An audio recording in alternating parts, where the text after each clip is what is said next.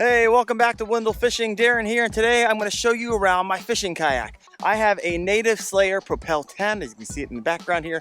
But don't worry, if you don't have the specific model or this type of fishing kayak at all, there's a lot of modifications I've done on this that you can do on any kayak. Hey, I love all things fishing, how-tos, product reviews. My target species, I like to say, is all of them. So if you're into that kind of thing, please hit that sub and bell notification, smash that like button, and I'll continue to keep valuable content coming your way. All right, let me walk you through my kayak. Oh man, where should we start? Let's start in the back here. All right, one of the first modifications that you'll see here is the Berkley upgrade for the steering. And this is important. For many years, the steering system has been a weak point on these boats, and many people have upgraded to the upgrade kit made by Berkley Pro. The weak point is mainly in the rudder cables, where the metal is often kind of broke. And the Berkley kit includes Dyneema cord in place of the metal cables, and I've been using that for an entire year with no issues.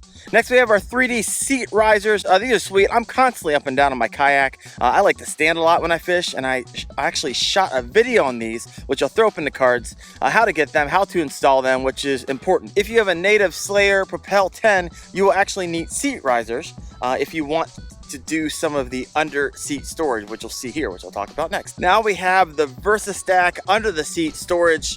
Guys and girls, seriously, you need this. It's awesome. Instead of having to turn around in your kayak to dig out your kayak crate for a hook, a lure, a weight, just reach under your seat and boom, easy access. All right, next we have the Yak Attack Rod Holders. I would not hit the water without these. Seriously, they're kind of expensive, so bite the bullet, purchase these. They're simple to use, and when you're not using them, they come easily off, just like this. You just basically pull this little side thing and then pull it off, but you also see it once you put it on, lock it in, it is not coming off. Here's the two reasons I would get these. One, you get more fish in your kayak. So if you're going from spot to spot, I typically have a few rods in the back of my kayak crate with rod holders here, and I'll go ahead and throw in a couple trolling lures so I don't waste the 10 minutes as I'm going from spot to spot. And also a great place to put your rod whenever you're changing out lures. Make sure you get these. These things are awesome. Probably one of my favorite purchases. I will throw the links to these down in the description. Be prepared for a little sticker shock, but they are well made. Next up, you got some LED lights on the side of the Yak here. Sometimes I'm out in the water early in the morning heading to my spot, so I create a lighting system that's connected to a 12-volt battery in the hatch. And to be honest, if I did this over again, I would have created two separate switches because the LED lights on the inside of the boat are a little overwhelming in the middle of the night. So I would have just had them on the outside. Probably one of the easiest mods is upgrading the pedals. If you get a Propel drive, they come with plastic pedals, which I just didn't like. And so I picked up some aluminum pedals so they didn't rust because it's out in the water a lot. And I'll throw those down in the links below. Next, I got the Kayak Crate with rod holders. This is probably one of my favorite mods. This is a DIY project, and one of my favorite additions to my fishing kayak. So I created a video of how you can create your very own DIY kayak crate with rod holders. I will throw those up in the cards and you can create one. Awesome. I got, as you can see, places for 6 rods. It pops open on top. You keep all kinds of storage in there.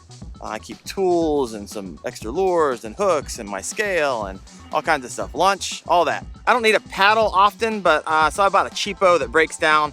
I still don't have a great place for this, but I'm still figuring that one out. But this one is really inexpensive, and it breaks apart like in 5 different places. And if I need it, I use it, but most of the time I just use that. All right, next I got the DIY boom mount. This is how I grab shots like this one. Now here's the thing, these can be expensive, around $100 or so I created a video of how to create one for almost half the cost. So these are awesome, especially if you're gonna get into creating your own fishing videos. You will definitely want this angle. Off the boom, I have attached all-day power that I keep in the kayak crate. The battery is a DP power battery, and you also need a longer cord. I've actually just got done doing a video of how to create all-day power for your boom, and you can check it out up in the card. Also keep a sponge ball here. I think I stole this from my kiddos.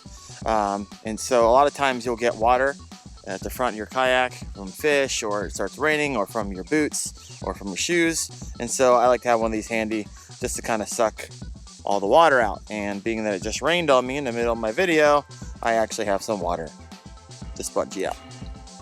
Also on the top of your Propel drive, there's actually a threaded area, and I put in a couple ram mounts and created my own kind of DIY phone mount. I've created a video for this. You can check it out in the cards if you want to create one yourself. Next, we've got the Sidekick landing gear. If you're going to purchase a fishing kayak, go ahead and add this into your budget. You will need this, seriously. I can't tell you how many times I see people dragging their kayaks down the concrete ramp to the water. It hurts my soul a little bit every time I hear that sound. So they're expensive, but there's no other real good way of transporting your fishing kayak without the Sidekick here. And once I put it in the water, I just flip these up like that, and I'm good to go. And I just kind of utilizes bumpers as well off the back of the kayak, so I don't accidentally bump into something or break my extended rudder, which I'll talk about in just a moment. Next, I have the Native 3-pocket tool holder. This is primarily where my Booms aluminum pliers go. What's great about the pliers, it actually comes with a sheath that fits nicely, and I'll show you here because you can actually screw it in on the top.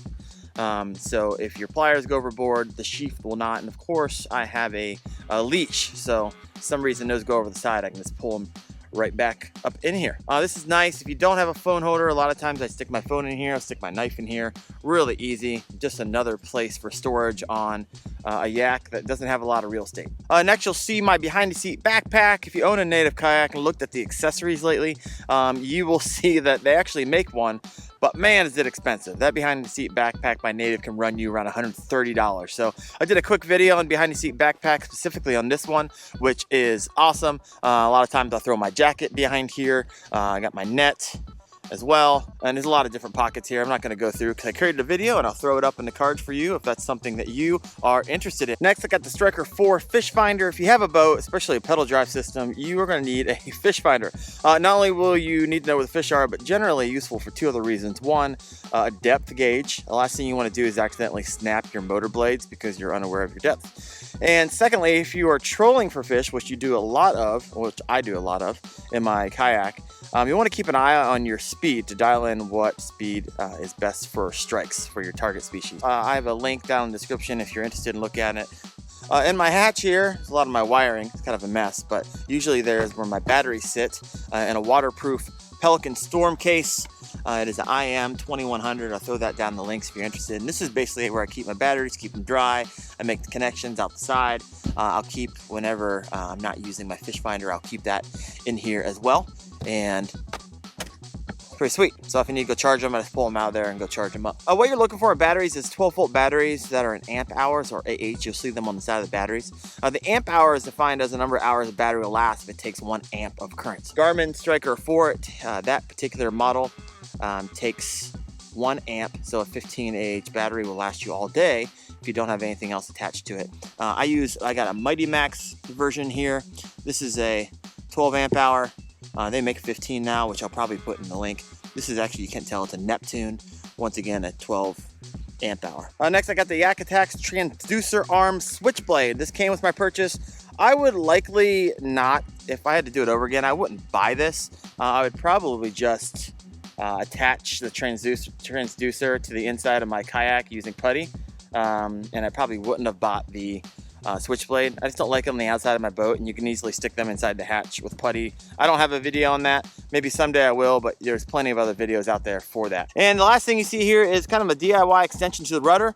Really, I wanted my rudder to catch more water, so I just did a plexiglass extension. I didn't do a video on it, but nonetheless, you can see kind of how it works. If not, you have to purchase another rudder. There's a Boondocks rudder, but hey, they're around 80 bucks right now, so if you can figure out a way, potentially by looking at this, if it's helpful, to do your own DIY extension, you can save some money, and it's really simple. So that works, helps me turn very fast.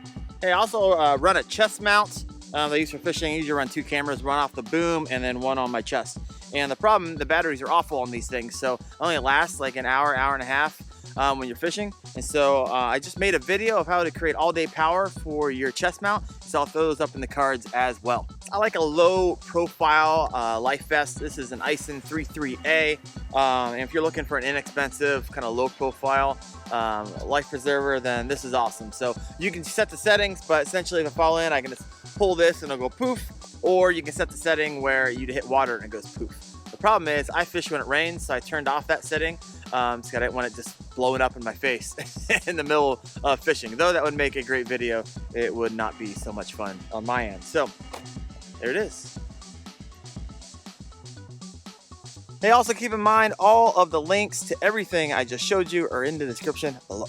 I hope that was helpful for you. If it was, please do me a favor, hit that sub and bell notification, hit that like button. I will continue to keep content coming your way. If you have any questions about any of the modifications on the kayak, please throw those in the comments below. And if you have any ideas for future videos that you'd like me to do, please let me know those as well. Now stop watching videos and get out there and catch some fish. All right, see you guys. Bye.